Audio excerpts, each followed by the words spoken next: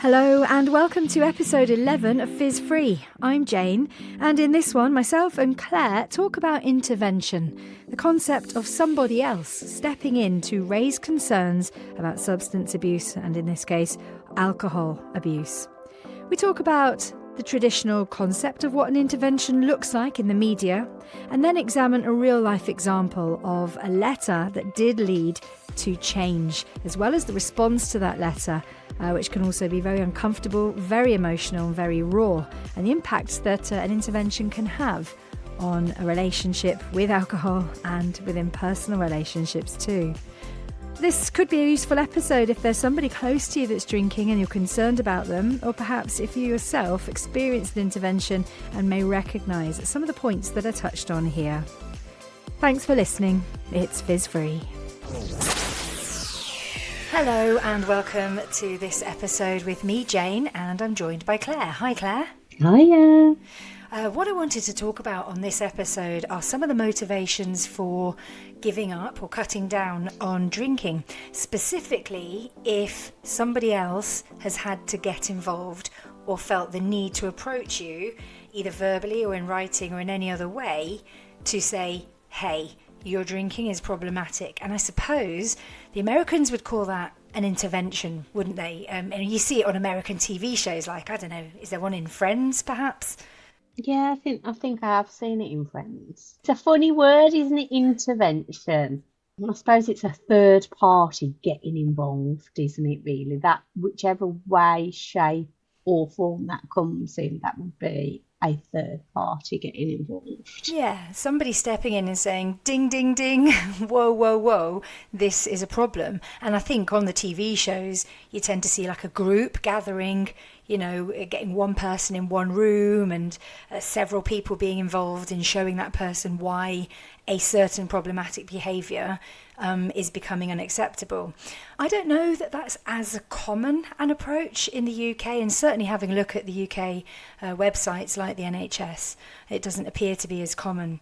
But the reason I want to talk about this today is because it was due to receiving a letter from my husband that really planted the seed in helping me address my relationship with alcohol, which was in a very unhealthy place. Now, what I should point out is that letter and then me quitting drinking was a 2-year gap. So I think that's quite interesting and worth pointing out that, you know, if people are looking at ways of intervening or trying to help somebody else, trying to challenge somebody on their drinking or substance abuse, perhaps the results might not be immediate.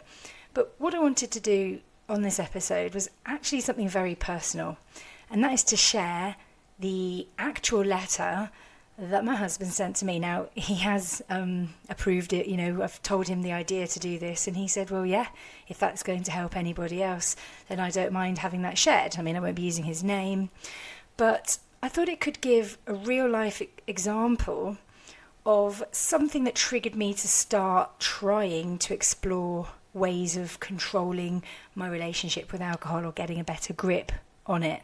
Because I was certainly, you know, beginning to drink every day. I was drinking daily, and we're talking through the pandemic at this stage. So it reached a point where he actually wrote me a letter. So I thought we could go through the letter. And it, you know, it's really honest and it is very emotional. But up until that point, the discussions had only been verbal, Claire. So, you know, he'd make it known to me that he didn't like the way I was drinking and how much I was drinking, but the next day it can be very easy to just wave away words because they don't exist. So just going back to before that that letter, that just talking about those verbal communications, were they lengthy? Were they often? Were they met with defensiveness? Yes, yes, and yes. So they were becoming more often while drinking. You'd be saying, what, you're going to have another? Don't you think perhaps you've had enough? And I would be very hostile to that. And then perhaps trying to hint the next day or suggest I use a shot glass to measure my units, for example. There'd be loads of little ways, but I would very quickly just bat that away. I was quite defensive. You know, I'm a good mum, I'm parenting, I'm keeping everything together, don't challenge me, this is my decision. So there were plenty of verbal nudges. But like, I'm an adult, I can do what I like. I Yeah, think that's a big one, isn't it? I'm an adult, I can yeah. make my own decisions. Yeah, but if you're married to someone and you're watching them every night get really drunk and stumble to bed, surely you think, God, is this it for the rest of my life? What have I married? Like, this isn't who I married. How can I help them? I want the real them back, who doesn't have to get absolutely pickled before they climb into bed every night. So I think, that person has a right to want to try to help you be a better and a healthier version of yourself. So, but it's a tricky one, isn't it? How on earth do you approach somebody close to you who is drinking heavily? And that's why I just thought if we were to share this sort of email, that could help. I think hindsight, major thing, and also just listening to you say those words, like, how do you approach that? I actually don't envy somebody in that position now. Like, we've been on the inside, but now we're on the outside looking into that, aren't we? And I think if I was in that position, I actually don't envy them. No, exactly, because I think chances are anybody listening to this is probably the drinker. And it makes you swap hats and think, well, hang on a minute, what must that have been like? What is that like for somebody who loves another person that won't stop drinking? Just trying to imagine what that must be like day after day. I think this is why it's so powerful to share that, really, because actually it's both sides of the coin, isn't it? It's the person that's having to, in this case, write that email, and they're only obviously doing it with every goodwill. It's only a positive, isn't it, really? But on being on the recipient end of that, both situations are difficult, aren't they? I think they're incredibly difficult, and they're not something you're supposed to have to go through particularly often, I don't think, because it's got to cause serious long-term damage to the future longevity of that relationship. How is that relationship going to survive and last if you've got this major issue in the middle of it, almost like a third person? It's there. It's constant. It's affecting the relationship. So absolutely, I'd be really interested to hear it. So, he clearly put a lot of thought into this. It wasn't just a spur of the moment scribbled note. It was an email. It was during the pandemic. It was Monday, May the 18th at 1:51, according to the timestamp on here. And to set the scene, we've been together over 20 years at this stage. I'm at work. I was classed as an essential worker, so I'm at my desk. He's at home with the kids. And I know he must have spent some time drafting this letter. I'm going to guess probably a few weeks. I haven't asked, but I'm going to guess that this took a lot of drafting and careful consideration. And he chose to send it to me while I was at work. Now, I think that's happened because challenge me face to face, I'm going to be confrontational. Challenge me when I'm drunk, I'm not going to be any use to you at all. The next morning, I might just... Anyway, you're not going to get much out of me face to face. So sitting at my desk in broad daylight in a work environment, I get an email with the subject line, feelings. And I immediately thought, why doesn't that say like electricity bill or renew passports or, something really like house admin? What's feelings? What the hell's that about? So I immediately thought, it's a bit weird. I don't like the look of it. And then I started reading. So first paragraph says, "Hi, darling. After you had your call with your friend the other week and advised her to write things down for her husband, a problem drinker, I thought I would do the same, as I don't feel as though I'm expressing my feelings correctly when we do briefly, very quickly, cover things. So I thought, oh God, I've read that first paragraph and felt sick. For what is coming next? I immediately felt uncomfortable. Firstly, let me start off by acknowledging that I know I'm not the easiest person to live with. Things you consider that I'm being negative about are often just me being cautious. For good or bad, that's who I am. I've always played the maths in life, whether it's making a decision over buying something I like, to laying out the furniture in a particular room. I guess that's why I'm good at my job. I know it drives you crazy sometimes, but that's me. Before I go on to my main reason for this letter, if you feel something's causing issues your end because of the way I behave, then we can work on that too. Okay, so that's the second paragraph. By now I'm feeling nauseous, a bit dizzy. I'm rooted to my office chair and I'm thinking, what the hell is coming? And part of me knows Do you know what I mean, Claire? Part of me's thinking, I know what this is about. I know where this is going. Paragraph 3. I want to express my current feelings in a way that does not have a detrimental impact on us or our family. Let me start by saying, I love you. I think as a family we're in a very good place, both in terms of the girls' progression and in general living. We have a wonderful lifestyle, potentially a new property for our growing needs. And while the current COVID situation is no doubt not helping things, I hope this letter just lets you know how I feel and we can discuss a way going forwards. So we still haven't reached it yet. How much love is there coming through this letter, Claire? Oh, honestly, I've got tears in my eyes just reading it. I mean, like just those first few words of, we're in a great place. Yeah.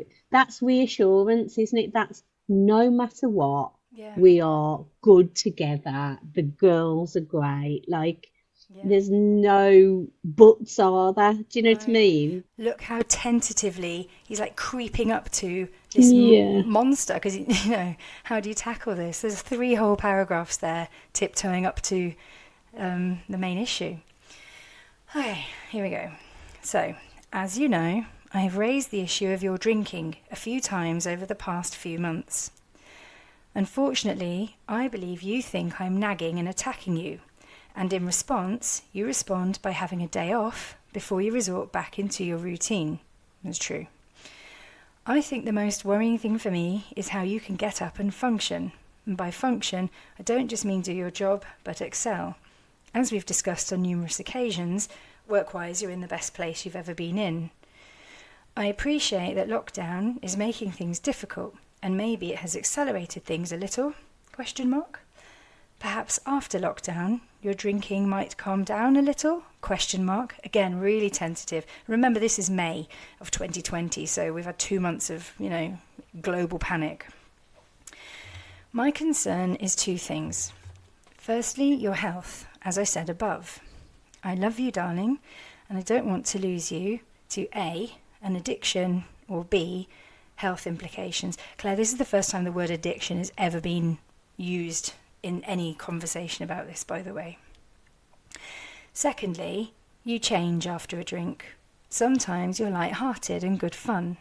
Other times you're border aggressive, predicting what I'm going to say and answering your own questions for me.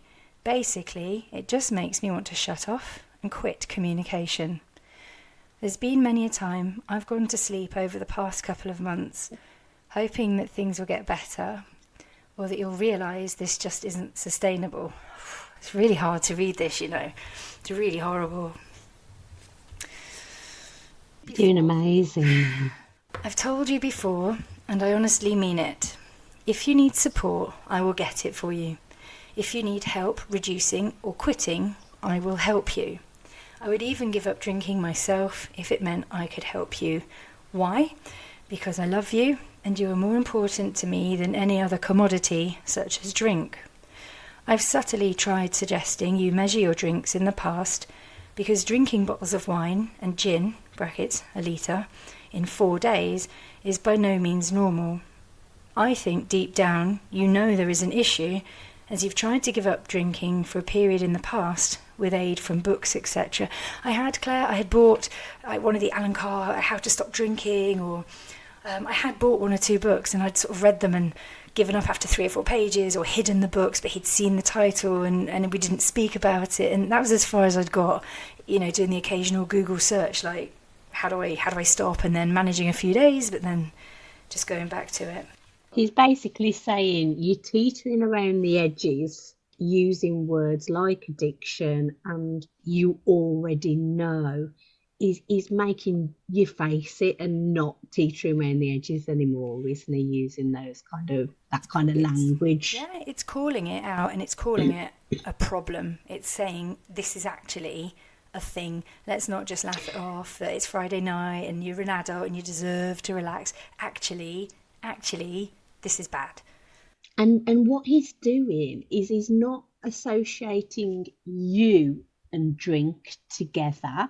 He's almost using drink as like a third party, which is really interesting, isn't it? How he's kind of unassociated, which is a really, really clever way of doing it, I think. When you read those words, he's not by any means saying you are the problem. You're a mess. He's saying, yeah, he's not saying any of that. He's saying the substance is a problem.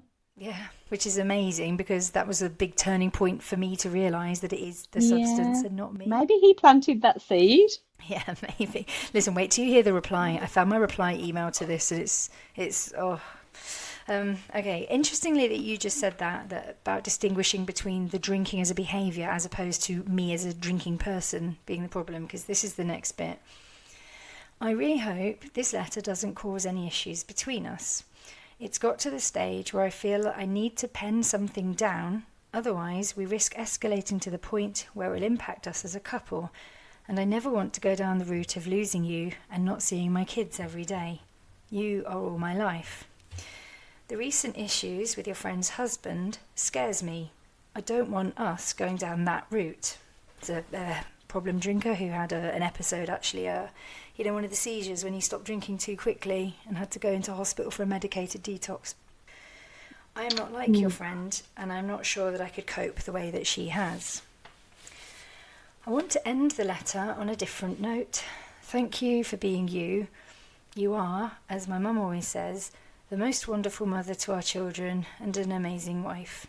I know that at this stage in life we're in somewhat of a routine to help the kids, but our time will come, darling. Let's chat later. I just want you to know how I feel and that I'm here for you if needed. Love you. So I finished reading that, sat on my chair in an open plan office. Well, not many people obviously around.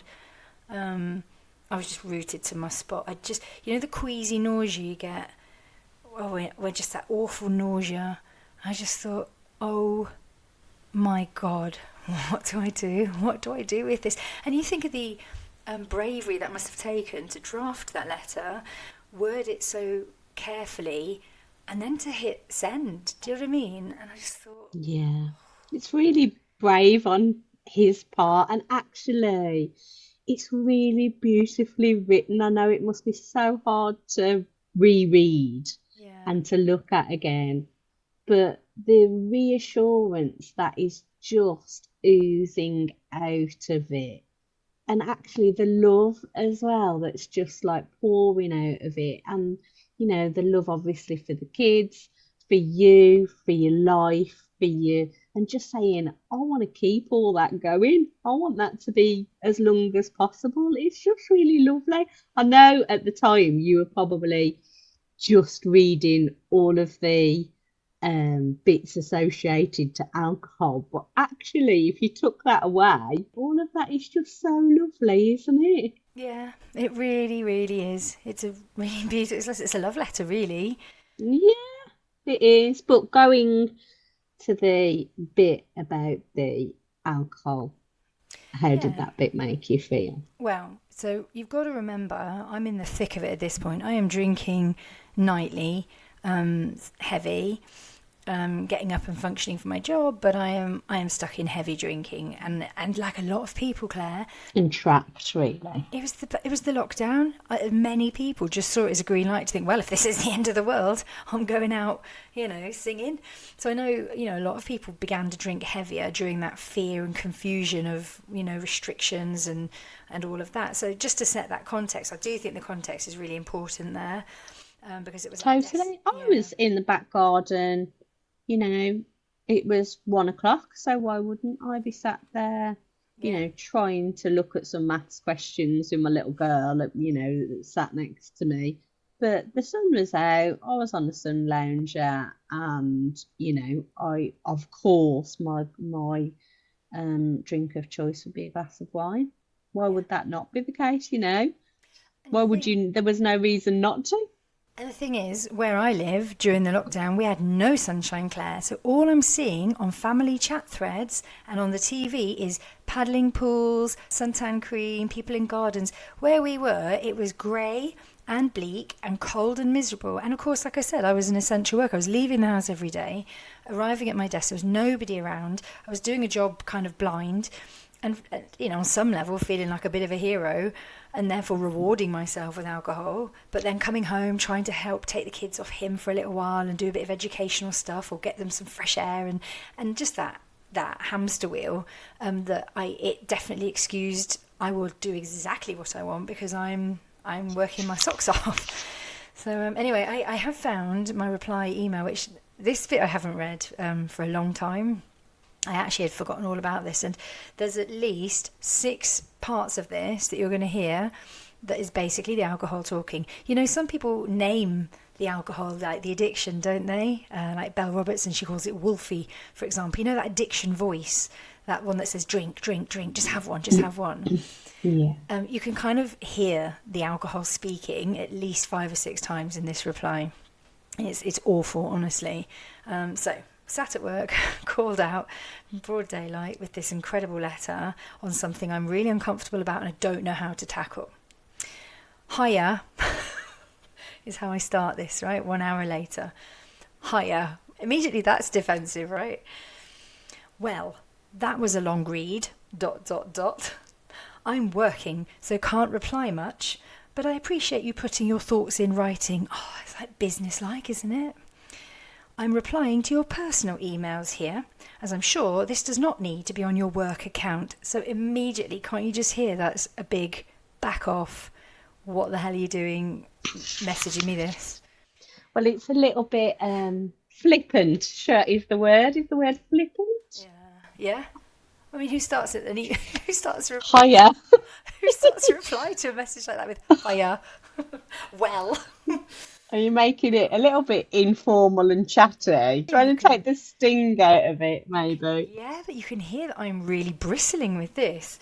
I'm working, so I can't reply much. I appreciate putting your thoughts in writing. I'm replying to your personal email. I'm sure this does not need to be on your work account. And actually, that tells you, Claire, I'm worried about people knowing. I'm worried about being found out. I'm worried about anybody else knowing that this is a problem, right? Clearly, there's alarm bells going there as well. I think it's partly as well, you think that I'm doing something wrong. Let me just pick out that you are replying on your work email and you really shouldn't be doing that. Oh, I go on to say more like that. I do want to give up and will. I know it's a bad habit that needs to stop. I will probably have to change my evening routine and not watch TV on the sofa in the short term and go to bed to read instead. This will help me get an early night too, I suppose, so you can watch what you like then. Really defensive. I bought Nitol and at the weekend, brackets, a reflexology foot patch that's designed to help with poor sleep, to try and help me to sleep when I don't have alcohol, which was the plan for tonight anyway. Oh my God, what a wonderful woman I was. When I stop drinking, I just lie there all night with insomnia, hour after lonely hour, listening to you snore. Wow. After 2 or 3 days of that, it's just easier to drink and make sure I can get some sleep. I genuinely think that if I can get that addressed, it will help remove the crutch. So I'm blaming it on just insomnia now, my over-anxious mind, and obviously him for keeping me awake snoring. Snoring. That's where my brain was going. That was how a defensive drinking brain answers being called out, okay? Thank you for the kind words, full stop. Unfortunately, I don't feel as though you love me at all. I feel there is nothing about me at all that you like. We have gone back to that comfortable, convenient arrangement of just being housemates.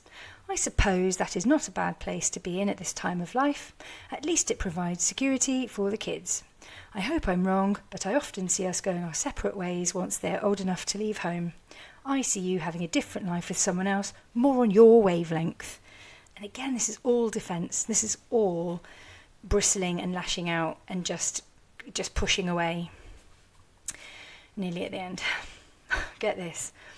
I do think you being cooped up at home is making you even more critical of everything, giving you time to scrutinise every little thing around you. It will do you good to get out of the house and have some fresh air and time alone soon as the restrictions keep lifting. Thanks again for putting your thoughts in writing. full stop. Love you, begrudgingly, full stop. You know, I've obviously just put that to wrap it up. But the reason I wanted to read that out, Claire, as cringe and as awful as it is to revisit an email I had forgotten all about, I just think that's a really powerful example of calling someone out and the defensiveness and the alcohol brain screaming and desperately trying to cling on and protect itself and to protect the drinking and to keep that behaviour going and just get this person off my back. I think the defensiveness there and the words that I'm using, we won't be together anyway. I mean, that's real catastrophising and, you know, end of the world stuff. And it just all comes down to the alcohol, because 4 years later, we're in a really happy place. Everything is very stress-free. There's none of these sentiments, none of these emotions. I know that we're good and we're open and honest communicators, and I know that these are not properly the issues that they sound like. Do you know what I mean? It's a very defensive reaction to being called out, and I can't believe when I read it back the sort of aggressiveness of that. It's like a wounded animal, you know, like if he was tiptoeing up to try and catch that bear in a cave, all that tiptoeing around and hiya, hi, it's like catching the bear, and I'm like this bear lashing out and clawing and barking and kicking, and you know, and that is what alcohol does. It makes you very selfish, very self-focused, and you'll do anything to try and protect what you think is your friend, the thing that you think is rewarding you and relaxing you. And I think just seeing those words like that and reading it like that, it's powerful, isn't it? That's what happens when you're calling someone out. In response to a really beautiful letter, I respond with that. I think you're cooked up. I think the problem is you and your snoring. What? Well, I think we can safely say that response wasn't you. No, not at all. It doesn't even sound like you. Like, I can't even imagine you saying those words. I think, firstly, it's quite flippant, isn't it? It's like almost, I don't want to say belittling what he was saying, but yeah, he's called it out as the problem that we now know it was. Yeah. And you're making it quite something insignificant in that response. Yeah. Which it wasn't, otherwise we wouldn't, neither me or you would be sat here today, would we? He's like, that proves his point. Us just being here talking about it is proof in itself that we now know, you know, going through it and coming out the other side of it, we know that he was right to say this is a significant problem. Yeah. And your response is, actually, it's helping me sleep.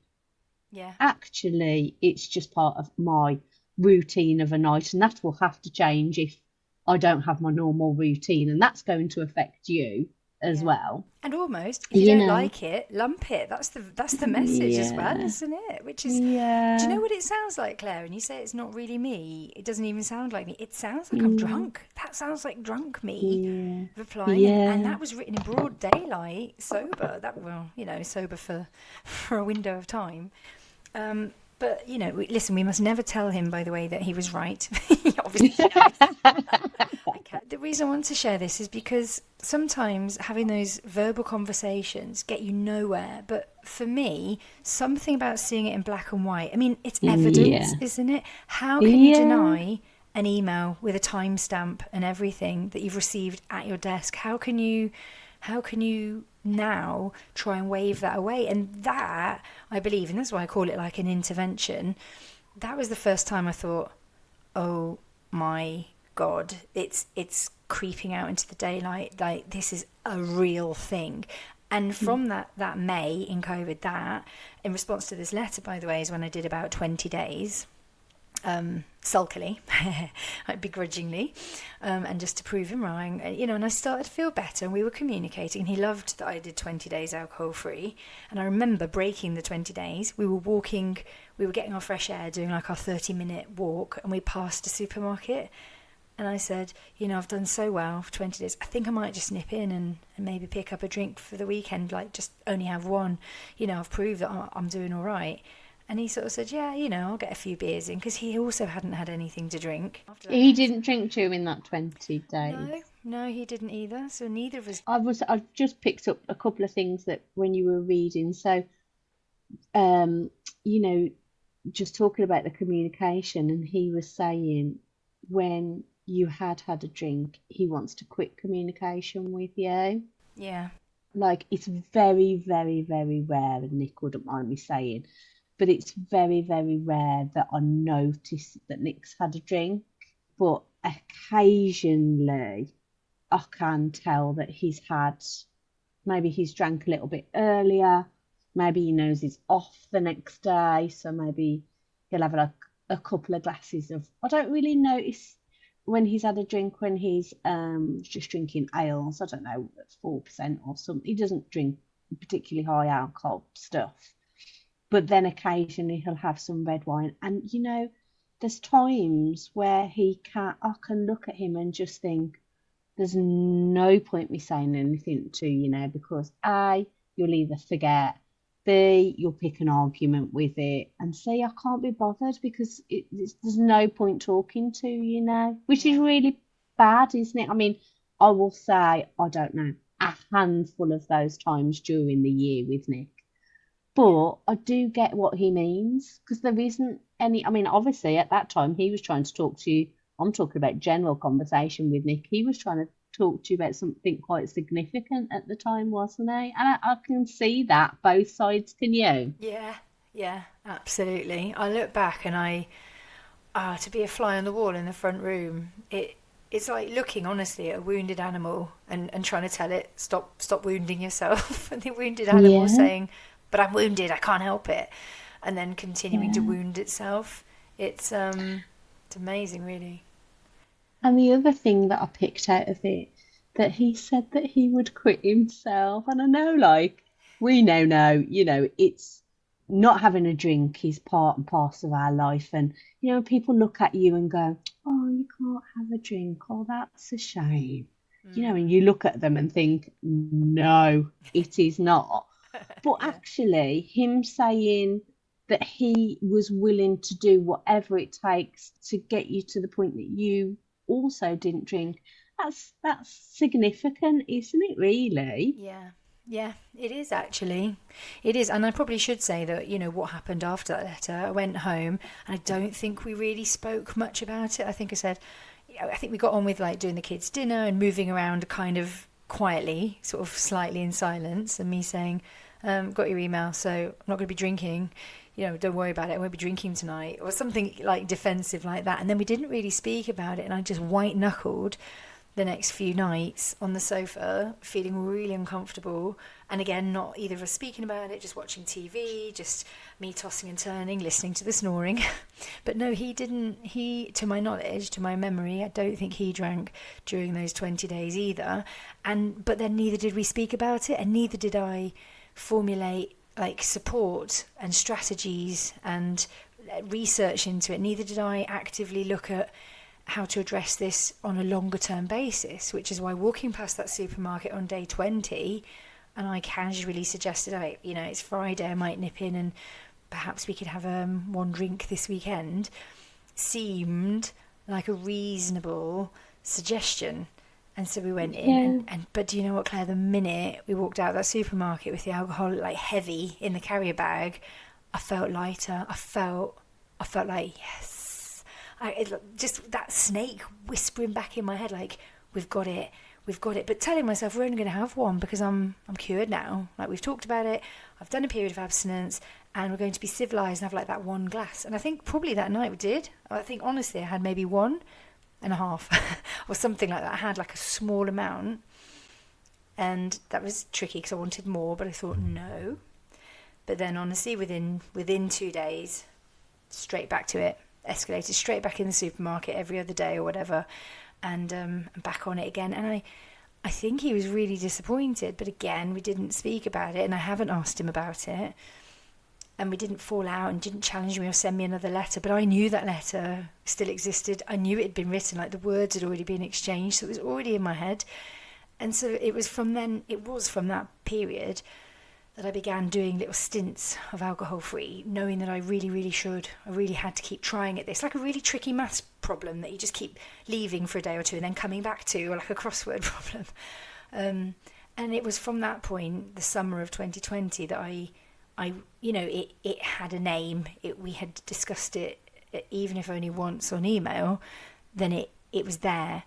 And that's when I was trying to put together these little blocks. But, to put the context out there to anyone listening thinking I've tried challenging this with a partner or a loved one and I'm not seeing any progress, it took 2 years, almost exactly 2 years, to June of 22, before I found the resources that suited me, the words that filtered through. I had exposed myself to enough, like saturated myself in literature about, addiction and habit and overriding the concept of reward and understanding it's the substance and not actually me.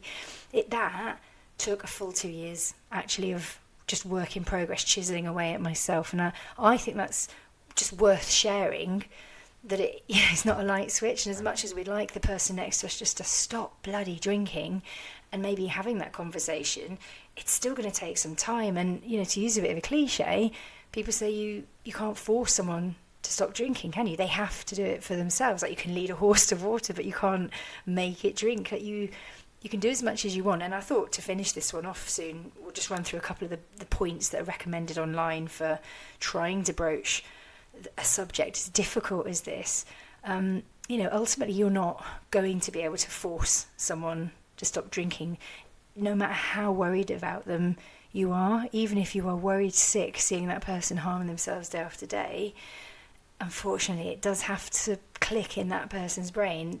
It's for them to do that work to be able to move through it. But I think for the people around somebody in that situation, it's incredibly difficult, but it comes down to trying to source support and resources to facilitate that journey. But it is a journey. Nobody, I don't think, just bang, I think I've got a problem, better stop. From my experience and looking at the literature and other people, our sort of demographic, that doesn't seem that common. It seems to take a real back and forth, maybe several attempts, maybe restarting, and you know what I mean? It's really, really difficult and very individual, of course. Everybody's journey is very different. I think people call them threshold moments, don't they, or hitting rock bottom. But from the literature and the podcasts and things that I've listened and read, quite often it's more like you say, it's an amalgamation of a couple of things, isn't it? It's almost like a build up to. And even the day that I gave up drinking, I didn't know it was the day that I was going to give up drinking. Same. So I don't think, like you say, there's no light switch. I think it's going through, and everybody's different, but going through those process of, until you get to the realisation that there is no benefit. I know Ruth says this all the time, but until you get to the point that you realise there is no benefit of drinking yourself, even though we can have people, could you argue that without that email that you may have carried on still drinking, without like Ruth giving up drinking, would you still be drinking? I ask myself these questions all the time. I don't know the answer. And it's all that time period. And it's almost like, it's got to be that serendipity, hasn't it? It's got to be all of that jigsaw puzzle fitting into place at the right time, rather than the light switch effect, because I don't think that exists. Yeah. Totally. Yeah. I think it is just fitting those pieces, getting that knowledge, getting that education piece, getting that, he's just put into words something that you already knew but didn't want to face, really. That's exactly it. He pulled it out into the light, which again, ironically, is one of my favourite phrases. If you have a craving or something like that, pull it out into the light, use words and say, oh, I seem to be craving a glass of wine. Why is that? Oh, I know, I'm dehydrated and I'm a bit tired and stressed. I am a big fan of labelling things and dragging it into the light and getting rid of a lot of the shame and actually drawing attention to something to take the strength and the weight out of it. And just talking about the fact that neither of you spoke about it, it's really interesting that he didn't drink during that time, because I feel like that was a form of communication on his behalf. Yeah. He Yeah. was kind of acknowledging it, wasn't it? Okay, well, I'm not gonna like put beers in the trolley when we go shopping. Yeah. I'm not gonna sit there with a beer of a night and then expect her not to drink. Yeah. It was Exactly. like a subtle communication. I am acknowledging that I have sent you that email, and I'm supporting you in my own way. And he probably knew that you didn't want to speak about it. Yeah. And that, in a way, was a way of communicating with you and bringing it again into the open and making it normal not to drink. And Yeah. it's absolutely fascinating, I have to say, Jane. Absolutely fascinating. I And I can know. only commend you into, because it can't have been easy to reread it and to reread your response as well, Oh, I which was feel all worse. equally fascinating. I know, I had honestly forgotten about the response, but for our relationship, that's quite normal that we don't necessarily talk about some of those things. I've got a sobriety Instagram account, and I didn't tell him about it for about 6 months because it was not because there was any secretive, malicious, or flirty intent or anything there, but because it was my baby. It was nothing to do with our day-to-day life. He'd already, supported me when I quit drinking, but we didn't speak much about that either. But eventually I had to say, oh, by the way, I've got this sober account, and I had to tell him because somebody that lives near me had realised it was me.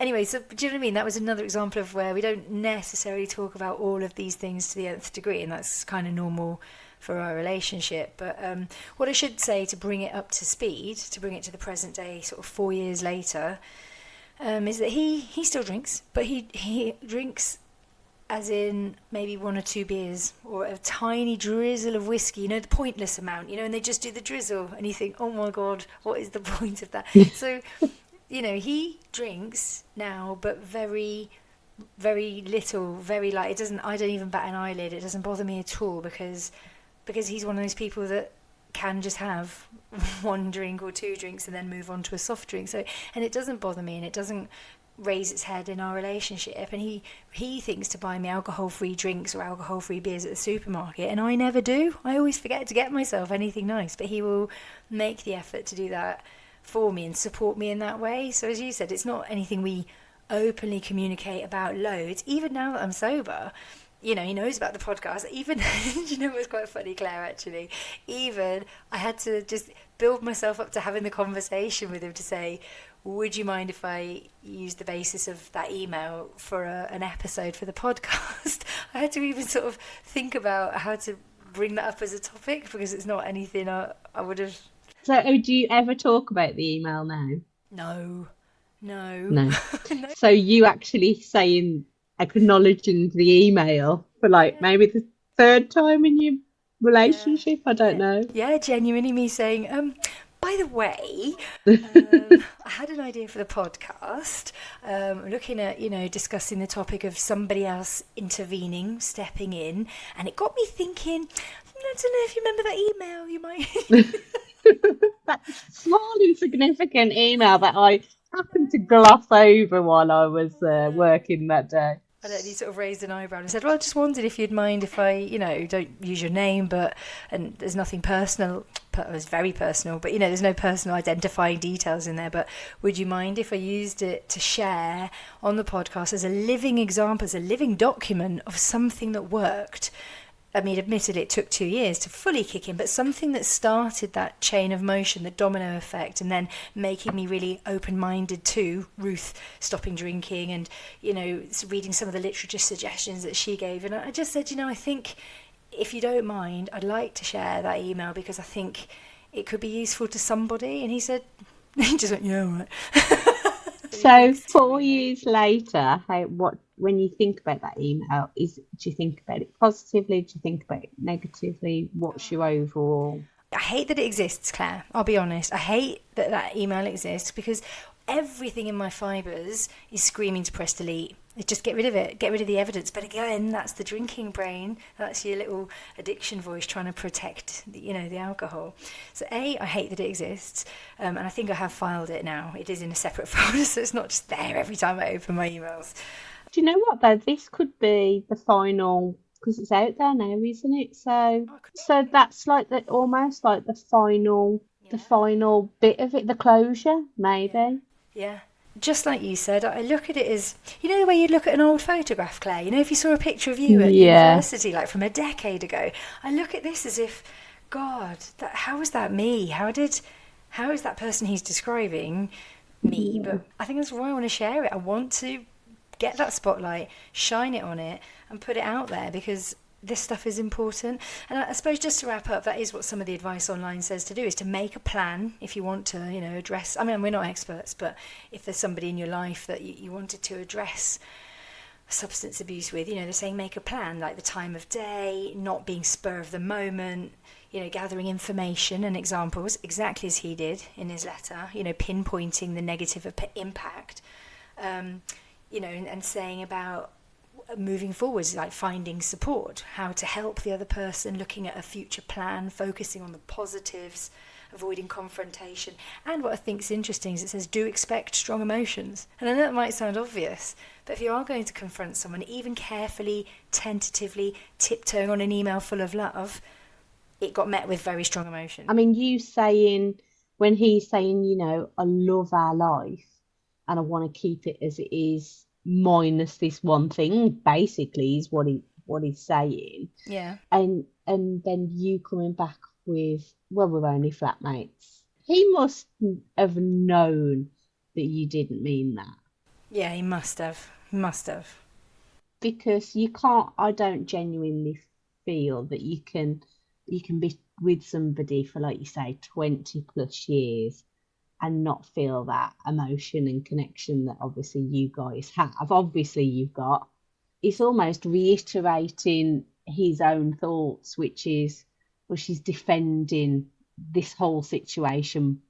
You know, she's being defensive. So that means what I'm saying to her is causing the reaction that he probably knew he was going to be met with to Yes. some degree. But like you said, it's the alcohol talking. When I read that reply, it's not me, it's defensive. It's saying, well, if you want this life and you can't cope with me drinking, then go and have another life. It's just so petulant, isn't it? It's really narky and defensive, and it's not me talking. That is the substance screaming to stay inside my brain and inside my life and not be challenged. I think the First time. difficult thing is that you knew at that height of addiction is that you're trapped.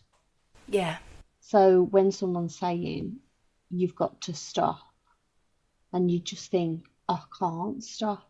yeah. I How? can't stop. Yeah. Oh, well, you know, we've all been there, haven't we? And we've been over it a few times in different podcasts. But when you do wake up in the morning and you promise yourself, Yeah, and then you go back to same old every night, and you just like on that constant revolver. So when someone's saying to you, you need you need to come out of it. I mean, yeah, I probably wasn't in that position really. You know, perhaps my mum and dad had sort of said occasionally, you know, having a drink in the afternoon or another glass of wine, Claire, or you know, there'd be the odd comment, but nobody had really sat me down and said, you are drinking too much at any point, really. In some ways, I wish that they had done. It's a nice intervention, isn't it? It is it is. Yeah, which brings us back to how we open the conversation. You hear the word intervention, and you think of Americans and doctors and, you know, professional psychiatrists and people all gathered round one person having this major event. But an intervention can be something as subtle and low key and quiet as a heartfelt email, as a handwritten yeah. letter, which I think is such a powerful form of communication and an underrated one. And as you could hear from that letter, I had suggested to my friend that she writes her emotions down for her husband and the effect his And problem that's drinking where it was all having. came from, Yeah, really. I suggested it myself, and then he Yeah. turned it and used it on me, and then I bit his head off. But you Oh, know, I think that's what I wanted to put out there. You know, that there's different ways of trying to tackle that, and also just that time period. As I say, it then took 2 years, but I credit that letter with being a turning point well, in it's saying, almost tangible, isn't it? That is in black and white. It's like I say, he's holding it in front of your eyes, and there's no getting away from it. There's not, and as painful and as ugly and as shameful and just uncomfortable and frustrating and all of those words, as horrible as that was, that for me did need to happen. I don't know, you know, that's the person closest to me. I don't have family around me. I was able to dupe and hide my drinking from everybody. He's the only person that saw me night after night in a heap and thought, oh my God, she's absolutely pickling herself. And I needed that to happen, even though I absolutely hated it. And the words are so hard to read. That must have been a little bit scary for him, though, when you think that there's only me that can do anything for her. Yeah. You hadn't got anybody else around you kind of enabled you. But from his point of view, he's thinking, you know, her mum and dad aren't here all the time to see it. Nobody else is here all the time to see it.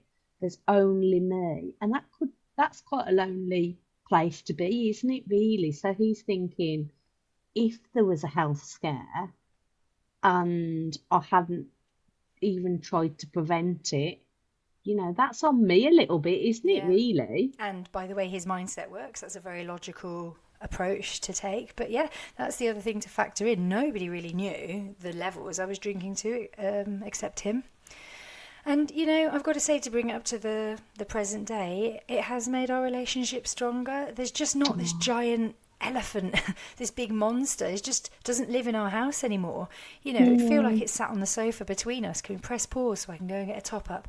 Press pause again so I can go back to the kitchen, you know, and it felt like that there was another person, a nasty, nasty, poisonous person in the relationship and in the house. And since that's gone, as I said, the lightness and the relief to discover that actually I'm still me underneath it, and actually we do still like each other, in fact still love each other, that's nice. You know, to discover that that's all still there and it wasn't gone forever and it wasn't me, you know, and that you are able to cut the alcohol out. And I mean, some people cut the alcohol out, Claire, and the relationship goes wrong. People split up because they realise. I've heard that. Yeah, I mean, I know friendships do, but there's relationships that don't survive when one person does get sober for whatever reason. And, you know, it could have had another effect in a different way, couldn't it? But these years down the line, we're in a very healthy, relaxed, calm, better place for it, you know. And you're not just flatmates.